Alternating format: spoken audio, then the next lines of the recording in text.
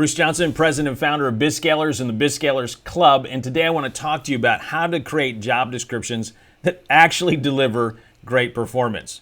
Now, if you're a little skeptical of that title, I totally get it. If you and I were to walk down the street and talk to, let's say, 10, 15, 20 business owners and entrepreneurs and ask them what they think about job descriptions, the probability would be very high. It wouldn't take a whole lot of imagination for us to imagine that we'd hear things like job descriptions, not interested, don't like them. It's something that we put up on a job board to get somebody, but then we never pay attention to it. It's something that's in the archives. I think it's in Drive C somewhere. Because the vast majority of business owners and entrepreneurs use them poorly, and so they don't see any value from them. But may I suggest that that's not the problem with the job description. The problem is the way people perceive using them. Because if used correctly, they literally can be a great management tool that can be used on a daily and weekly basis. Yes, I said that correctly, a daily and weekly basis to help improve performance. Completely different way that you've probably seen them used in the past, but I want to encourage you to think about it. In fact, I can tell you because I know my own experience. This month actually marks 14 years since I left pastoral ministry. Yet 14 years later, think about that, 14 years later, I can still tell you my actual job description from back then. I had 5 C's. My 5 C's were I was supposed to cast vision, communicate truth, coach leaders, create strategies and solutions, and connect us to the outside world. Now, 14 years later, that's pretty amazing. I mean, you're probably thinking, I can't remember my job description. You might be thinking, I wrote one yesterday and I can't remember that. How can you remember something 14 years later? Well, the reason I can remember it is because I actually used it every single week. So when I was looking at my calendar, I'd say, okay, out of all the things I have to do for my job, these are the 5 most important things. And so every week I would say, okay, where am I going to cast vision? I'd say, I can do it here, here, and here. Where am I going to coach leaders? Well, I got to do this here and here. I need to meet with this person, so I'm going to schedule this meeting over here. I need to connect us to the outside world. Oh, I need to connect with this politician over here, or I need to speak at this conference here, or I need to facilitate a community meeting over here. And so literally every single week, I was thinking about my job description out of all the things I can do, and there are plenty of them, just like in your job description. But the big rocks were these 5 things, and so every single week, year after year after year, that's exactly what I did. And my performance was able to be pretty decent. I mean, we grew one of the faster growing churches in the area because I knew exactly what I was supposed to do. And every single week I was using my job description to guide what I was going to say yes to and what I was going to say no to. Now, can you imagine what would happen in your company if every single one of your employees knew their job description so well that they were using it on a daily and weekly basis to guide the decisions they were making, to what they're going to say yes to and what they're going to say no to? It would be business changing. Now, since I left pastoral ministry 14 years ago and I've been doing management consulting, I've actually discovered that there was something I forgot and didn't realize that I need to put in there that I now put in all job descriptions, and it's the expected results. In fact, I put those beforehand. We'll talk about them in just a second. But I began to realize that we really don't hire people just to do work. We hire people to produce results. And if that's true, and it is, then actually is even more important. So let me walk you through what this would look like in your company. So let's take a job description for somebody, and you obviously going to have their title, you have the objective. Right underneath it should be expected results. So what are the key results that you want for your people in that specific job? For example, let's say it's a salesperson. You might write expected result to generate $500,000 of new product sales. Or it might be to generate $300,000 of new product sales and $300,000 of sales from existing customers.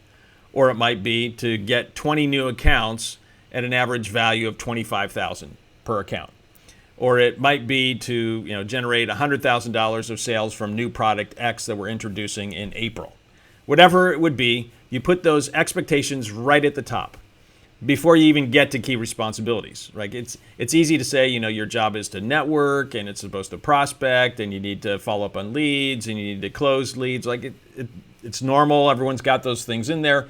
But at the end of the day, they could do all that stuff. If they're not generating $500,000 at least in sales, then it's time for them to be gone. So you need to be really clear about what the expectation is. If it's a sales manager, then you'd be able to say, we generate, your department needs to generate $300,000 of revenue, $2 million from new sales and $1 million from existing customers, right? Whatever those things would be, you need to add 2 new salespeople to your team and generate at least $400,000 of new sales from those two people by 12/31. Whatever the expectations are, you want to put those right at the very top. You don't want to hold them back and then talk about them at some other point in time or never even tell them about it. You put it right at the very top. If it's an admin, you'd put something like, to produce professional looking documents with no grammatical or spelling errors. If it's a programmer, it might be to release software release number 1 by the end of May and number 2 by the end of November with whatever your acceptable bug rate would be. If it's a customer support person, it might be to answer support tickets in 10 minutes or less and to get an average rating of 4.8 out of 5.0 for customer love, right? Whatever the metrics would be, you want to put those right up front. Now, I had a conversation with someone the other day and said, well, why would you put those in an outward-facing document when you're recruiting? I said, because you'll get better performance. The reality is that most people get hired are bad hires. You get better hires when you put the expectation on the front end. So there are a lot of people who are salespeople. But the moment you say that you have to generate $500,000 of new sales, all your B, C, D players are going to say, I don't want that one. Let me go find another job. Your A players are going to say, 500,000, that's it? Like, I can beat that number. And so you end up getting better people and better performance by putting the expectations up front. Yes, even when you're trying to recruit somebody. If you're trying to recruit an admin and you say that, your expectation is to produce professional looking documents with no grammatical or spelling errors, anyone who's not great at English isn't going to apply because right at the very top, before they get to anything else, it says this is the expected result. So absolutely, you hire people to produce results, put results right at the top. Now, if that's true and you put them there, then that means that every time you're meeting with them, whether you meet with them once a week or once a quarter or once a month, you're going to be bringing that up and you're going to be referencing. So how are we doing on those numbers? Or you're going to, they have a dashboard and they'll be able to see how they're doing. You'll be able to see how they're doing. You can say, hey, I noticed you're kind of running behind on this, or hey, I noticed, good job, you're ahead on this other key metric. The more that you reference that, the more that they're going to understand that these are the key things that they have to hit, and it'll influence every single day and every single week because it's clear exactly what's expected of them. If you ask the vast majority of business owners and entrepreneurs if their people know what their expectations are, business owners say, oh yeah. If you ask the people if they know what's expected of them, you'll find that 90+% of them say, I have no clue. Stop doing that from now on. Use job descriptions to clearly say, here are the expectations. I know exactly what I want you to do, and you need to hit these metrics. When you do that, thumbs up, you'll be doing a much better job as a leader manager. And guess what? Their performance is going to increase because they know exactly what they need to hit, and you're holding them accountable to that throughout the course of the year. Now, this is one of the reasons why, from my perspective, job descriptions should be individualized.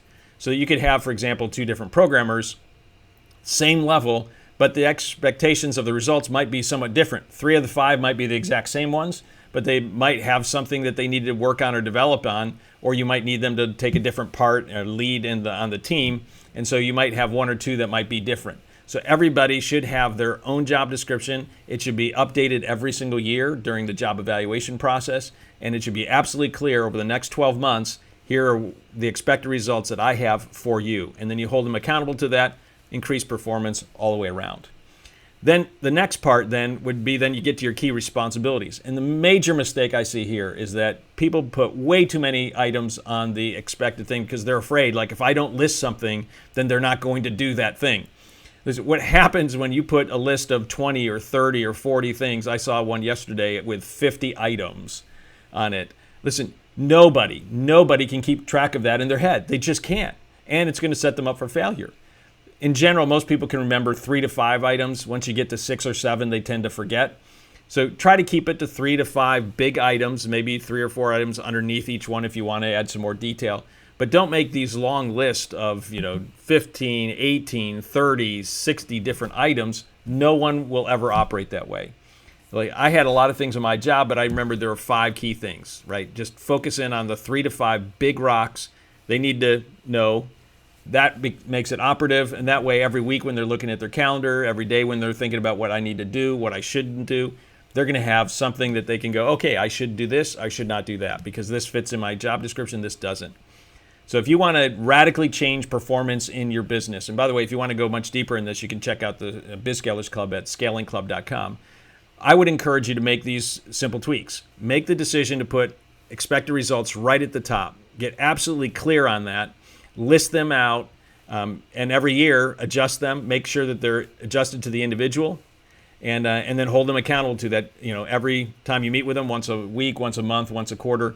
And if you do that, you're going to get better performance from them. And then make sure that out of the list of key responsibilities, you narrow it down to 3 to 5 things that anyone can remember. And then that becomes operative, and that will help them guide their week, their day, as to what they should and should not do. If you make those simple tweaks, I guarantee you're going to find radical change in performance. You're going to get better performance from your people. It's going to be easier to lead and manage them because they know exactly what's expected, and you're holding them accountable to that. You can say thumbs up when they're ahead. You can say, hey, you need to adjust this when they're behind. Makes life infinitely easier. So from now on, don't look at job descriptions as a bad, evil tool. They're actually a real great management tool that you should be able to use every day, every week, and that will help you and your people build a better, more scalable company. So hopefully you enjoyed this discussion today. If you did, I would encourage you to subscribe if you're watching this on YouTube. If you're listening to this by podcast, hit the subscribe button there as well. If you know some other business owners and entrepreneurs who could benefit from this, make sure you pass this along to them, because my guess is they're probably not using job descriptions well, but it would infinitely help them if they did.